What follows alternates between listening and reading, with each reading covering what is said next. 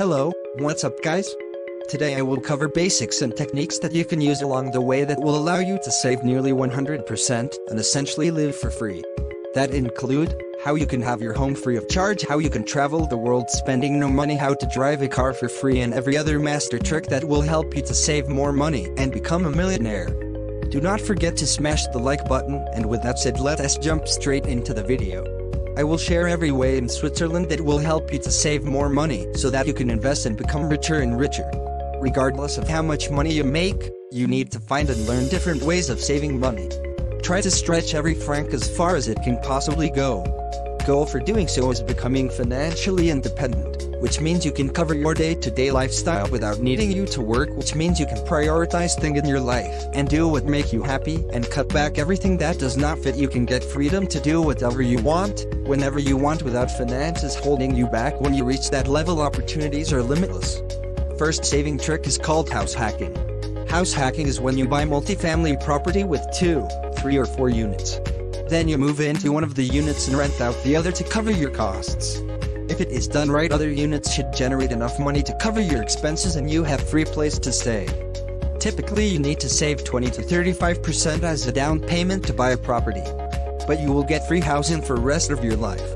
I have to mention, in order to do so, a person should have a lot of patience to find the right deal and enough money to cover down payment. However, if you do not have enough money saved to buy a property, do not worry. You can do house hacking. You can rent a home and sublet other rooms to cover your costs. Or you can live with your roommates to give yourself more time to save money for a down payment. It is estimated that 30% of income goes toward renting in Switzerland. Being able to cut down the biggest expense here in Switzerland will help you save more money than others. Second hack is paying attention to the car you drive, or car hacking. There are a lot of cars out there that you can buy for under market value that already experienced the majority of their depreciation, that you can pretty much drive for free without losing much value. Many of these cars reach their point after 5 to 6 years. You can find a good deal and drive it without that car costing you a lot of money. For instance, vintage or rare sports cars hold their value.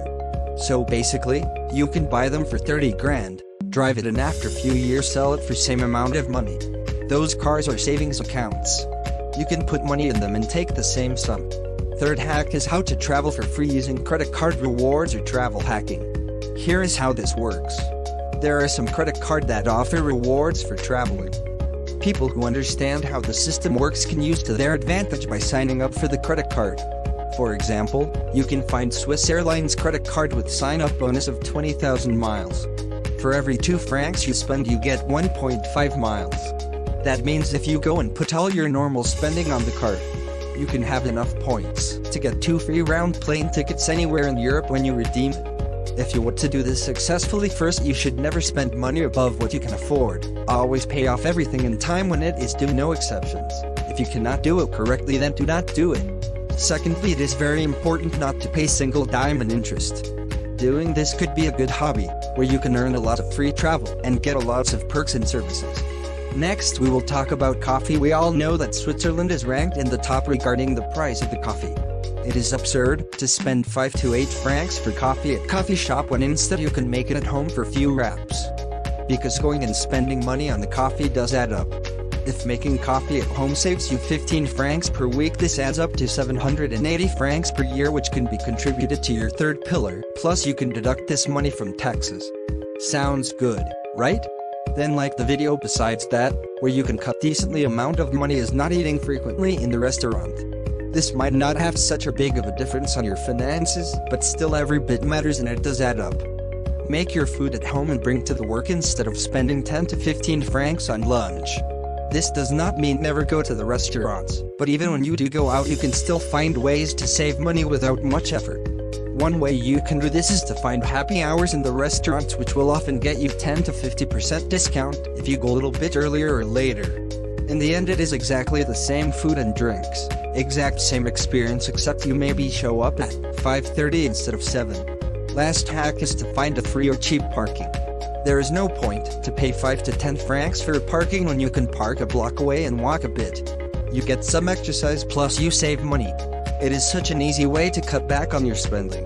Especially if you are in a big city such as Zurich that charges you a lot of money for parking fees.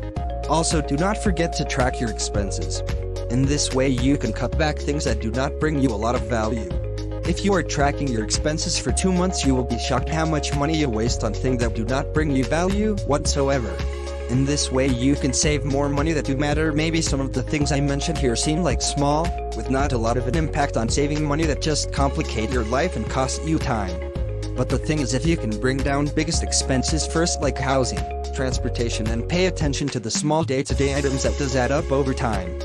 It is about attitude that every bit matters, and the type of person that tracks small everyday purchases is likely to carry that mentality for other larger items that will save you more money. At the end of the day, is about doing these things consistently, living below your means, cutting back on spending that is not important to you, saving the difference and investing the long term. If you are doing this consistently, you will be able to become a millionaire. At that point you can choose to do whatever you want for as long as you live. This requires a lot of hard work, a lot of discipline. It is not easy, but if you get in habit to do this